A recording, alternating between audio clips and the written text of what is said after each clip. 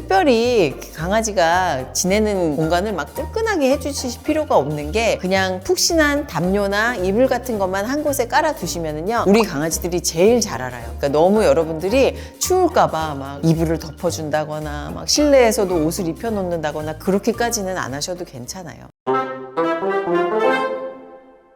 여러분 안녕하세요. 오늘은 우리 안내견학교의 대표 애견남 백설탕 슈가와 함께 한번 얘기 나누어 보도록 할게요. 오늘의 주제는요, 반려견들이 이제 겨울을 맞이하여서 어떻게 건강하게 이 추운 겨울을 보내게 될지 그런 것들에 대해서 한번 이야기 나누어 보도록 할게요.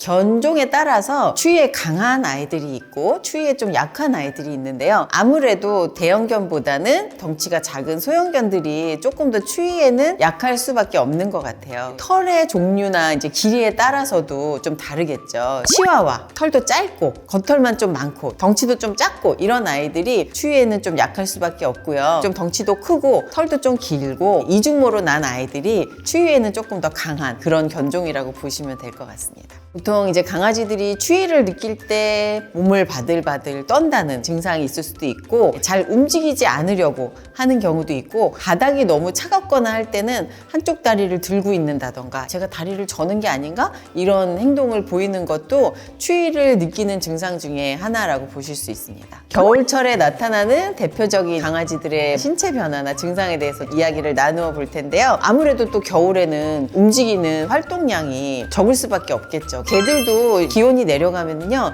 집에서의 움직임도 좀 줄어들게 돼 있어요. 그래서 이런 것들을 잘 여러분들이 관찰을 하셔야 될 것 같고요. 겨울에는 우리가 대체로 난방을 하잖아요. 근데 난방을 하면은 습도가 내려가겠죠. 습도가 낮아지면은 일단 피부나 털도 너무 건조해져서 피부 트러블이나 각질이 일어난다거나 코 쪽이 건조해져서 보습이 필요하다거나 호흡기 쪽이 약해질 수 있어요. 또 건조한 공기 때문에 결막염이 오는 경우가 많아요. 근데 결막염의 대표적인 증상은 눈곱이 끼는 거예요.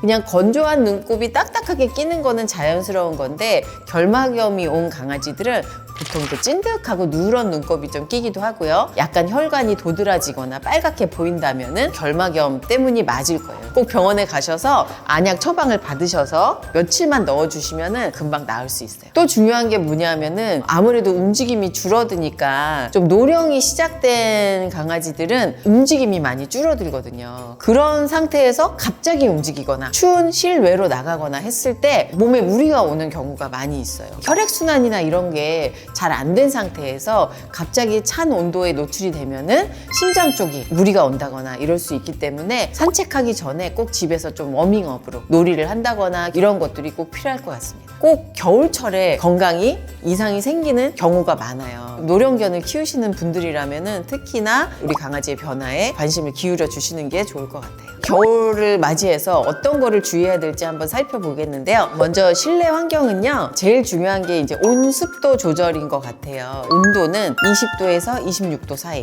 습도는 60% 정도를 유지하는 게 좋거든요. 겨울에는 가습기 같은 거를 이용을 해서 실내 습도를 좀 유지를 해주시는 게 좋고요. 특별히 강아지가 지내는 공간을 막 뜨끈하게 해주실 필요가 없는 게 그냥 푹신한 담요나 이불 같은 것만 한 곳에 깔아 두시면은요 우리 강아지들이 제일 잘 알아요. 그러니까 너무 여러분들이 추울까봐 막 이불을 덮어준다거나 막 실내에서도 옷을 입혀놓는다거나 그렇게까지는 안 하셔도 괜찮아요. 그리고 사람도 그렇지만 겨울철에 환기를 잘 시켜주시는 게 정말 중요해요. 아무래도 더워서 문을 꼭꼭 닫아놓고 있다 보면은 집안에 바이러스나 이런 것들이 더 잘 머물기 때문에 우리 강아지들도 피부병이나 이런 것들에 더 노출되기가 쉽거든요. 춥더라도 한 4시간에 한 번씩은 창문을 열어서 환기를 시켜주시는 게 우리 강아지들이 실내에서 더 건강하게 지낼 수 있는 방법이 될 수 있을 것 같아요. 보통 이제 추위를 많이 타는 소형견을 키우시는 분들은 조그만 전기 방석 같은 거를 마련해 주기도 하시는데요. 아무래도 이제 이 전선 같은 게 많이 노출이 되면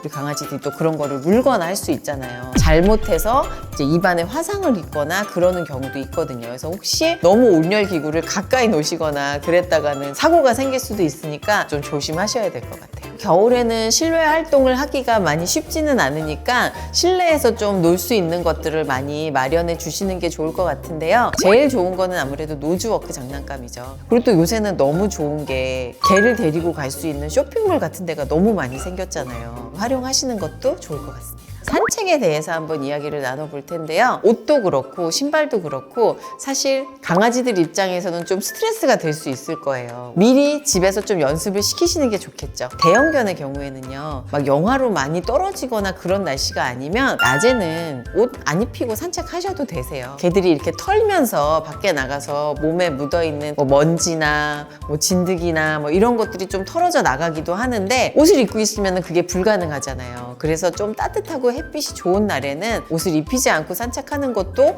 좋은 방법일 것 같고요. 신발은 눈이 많이 오는 날에는 좀 신겨주는 게 도움이 될 수도 있어요. 눈을 녹이기 위해 뿌려놓은 염화칼슘이나 차에서 흘러나온 부동액이나 이런 것들이 발에 묻었을 때 순간적으로 쩔뚝거리거나 발을 드는 행동을 보일 거예요. 혹시 염화칼슘 부스러기가 발에 끼어 있는 것 같으면 그냥 잘 털어내 주시면 되고요. 그런 게 걱정되시는 분들은 신발을 신기시는 것도 좋은 방법이에요. 외출 후에 이제 발을 물로 닦아주는 거는요, 겨울철은 그래도 좀 날씨가 건조하니까 물로 좀 닦아주시고 잘 건조해 주시면은 지간염에 걸릴 확률이 좀 낮거든요. 따뜻한 물로 발을 닦아주시거나 하면은 도움이 될 수 있을 것 같습니다.